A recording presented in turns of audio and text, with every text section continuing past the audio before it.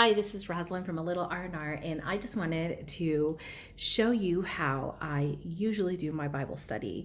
So I'm only taking one verse today, and I'm going to just go through a verse. So on Monday, I talked about how I took you actually through Psalm 16, verse by verse, word by word, and that was what my whole blog post was about. So I'm just going to take one verse out of that psalm and just kind of show you what I do. Now, I am a super non-crafty person.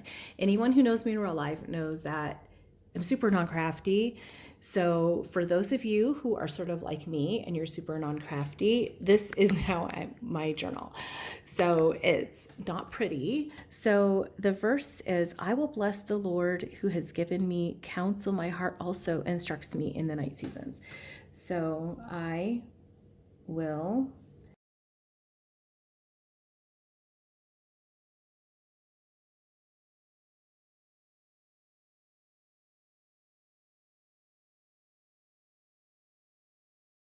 Okay, so now I left this column over here. This is for keywords.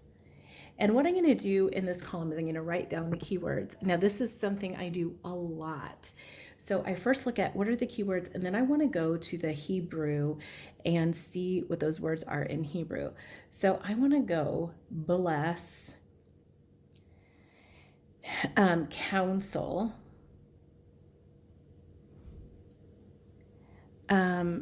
heart. Now I'm only doing this one because I've looked at some of the words already in the Hebrew when I wrote my blog post on Monday. And this one was really interesting. So I want to just make a note of that. Instructs, and night seasons. So now I have Blue Letter Bible open over here on my tablet. And what I've done, so I've gone to Psalm 16 and I've gone to the verse and I just tapped on the verse and I chose interlinear concordance. And so that's how I got to the screen. As you can see here is the Hebrew for the words in this verse. So the first one is, I will bless. So actually in this verse in the Hebrew, that is a phrase. So I have bless over here that I wrote down as a keyword. So the word is barak.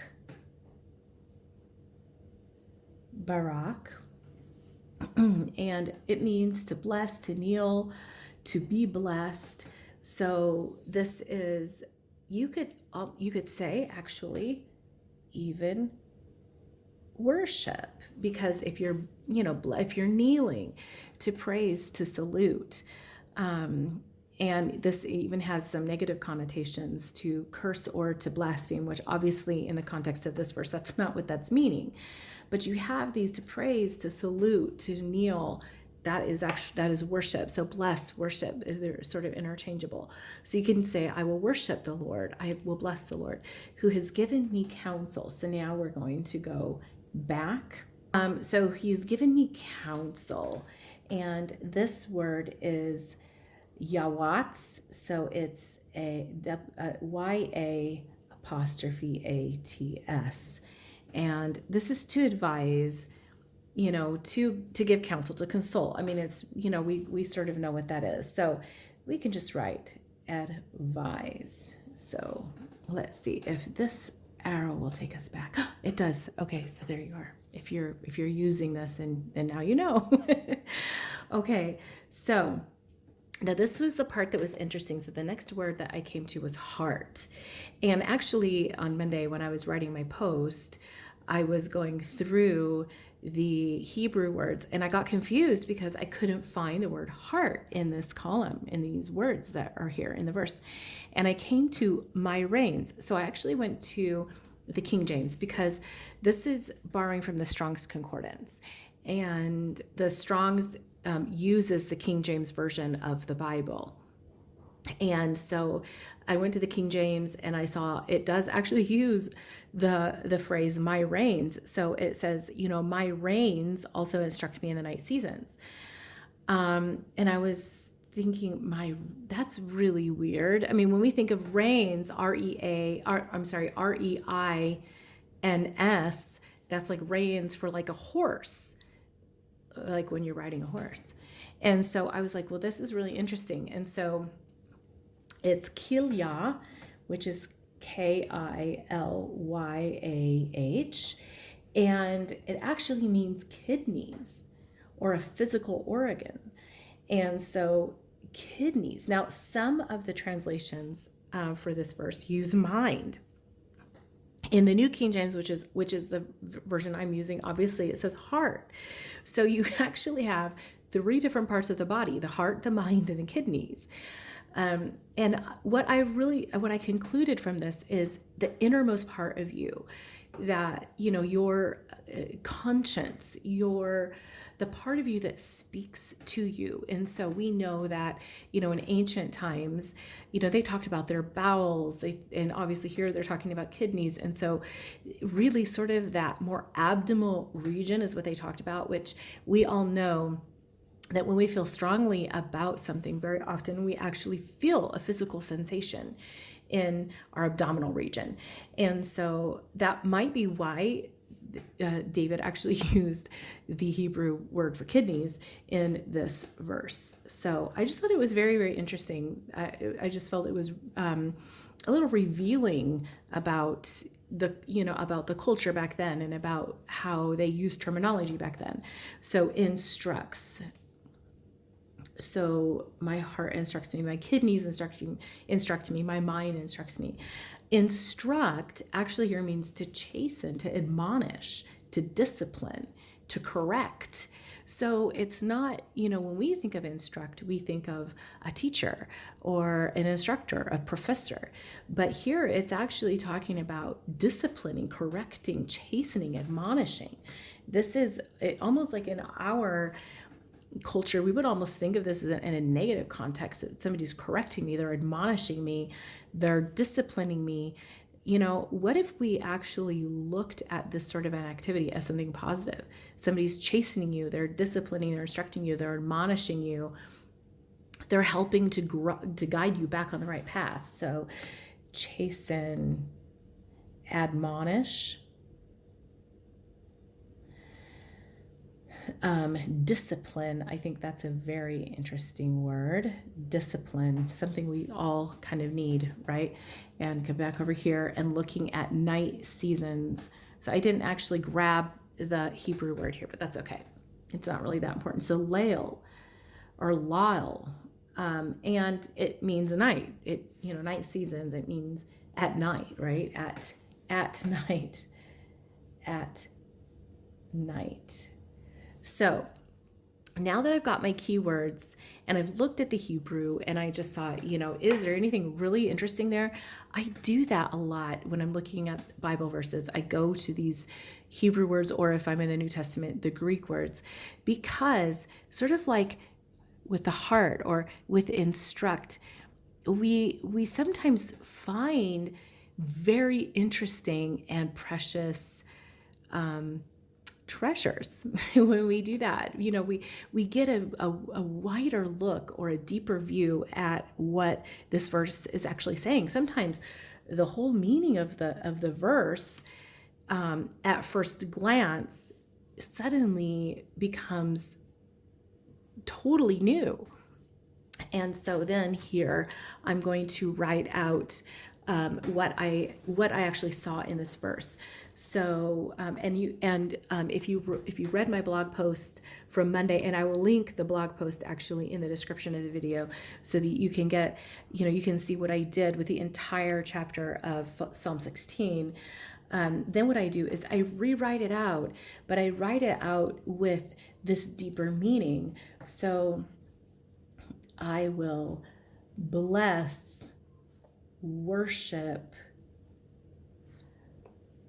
the Lord, who has advised me, semicolon, my innermost being admonishes, chastens. So we can say chastens, disciplines me during the night. Now, what does this actually mean? So the Lord, he is advising me. How is he advising me? So I'm going to take one of my highlighters and I'm going to highlight this because I want to talk about this for a minute. He advises me how. So I'm going to go here and I'm going to just write how, ? And I'm going to highlight with the same color so that I know this is what I'm talking about. How? Through his word. And we actually get a picture of this in John. You shall know the truth, and the truth shall set you free. But Jesus actually said, so but what is the truth? The truth is word. So Jesus said, if you abide in my word, then you are my disciples. And so abide in the word, abide in the word. You have to abide in the word. Abide means to dwell. It means it's your dwelling place. So that's kind of where I was going with that. So I maybe took a little bit of a rabbit trail, but that's kind of that's how my brain works. Anyway, so I will worship the Lord who has advised me through his word, through the Bible. And I'm abiding in the Bible, right? I'm abiding in the word.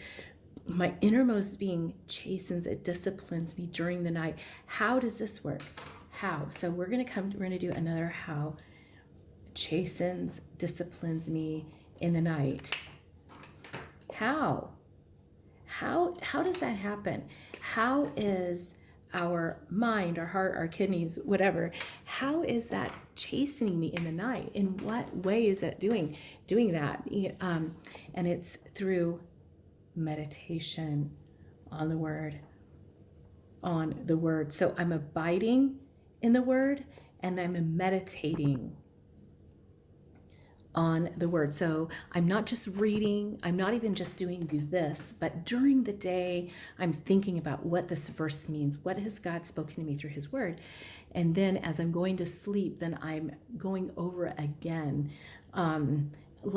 Some people call it rumination, where we're going over and over and over, like how ruminating animals bring up their food again. They regurgitate their food, they chew on it again, they swallow it, and so that their food is going into however many stomachs. Each animal has a different number of stomachs, ruminating animals, until that is fully digested. And so I'm going through that sort of rumination, digestion process by bringing this word back up into my mind again, and I'm chewing on it, I'm thinking on it, I'm getting as much out of it as I possibly can. And then until it is completely digested in me, it's renewed my mind, it's become a part of me. And so actually, I want to do a video on how I actually go through my meditation process. What do I do with that? How does that happen? So this is how I like to do. It's partly why when I do Bible study, it takes me so long, because I do this with literally every single verse. And this is a shorter verse. If it's a longer verse, or if it has a whole lot of keywords, or there's a whole lot in that verse, it can actually take me a couple of days just to get through one verse. But this is how we take reading God's word to a much deeper level, and we break it down, and so that we actually get as much meaning out of this as we possibly can. Thank you for joining me today. All of the appropriate links, so for Blue Letter Bible, for my Spirit-Filled Life Study Bible, for this wonderful pen that says beautiful, and these wonderful highlighters, and I absolutely love them. By the way, this end is an eraser, and it actually works because I've tried it. So if you make a mistake, you can actually correct yourself, but they have also beautiful words on there: forgiven and saved and brave and so on. You can find these at Women Living Well. I'll have a link to that as well for you, as well as a link to the blog post where I did this process in my blog post through the entire chapter of Psalm 16. So be sure to visit those links and leave a like, subscribe, click the bell. I am uploading a lot of stuff to my YouTube channel right now. If you're on Rumble, be sure to rumble the video, and be sure to scroll back because I have tons and tons of content about Bible study, about quiet times and stuff like that. And so will want to check that out. So until next time, I will see you back here. I'll see you later.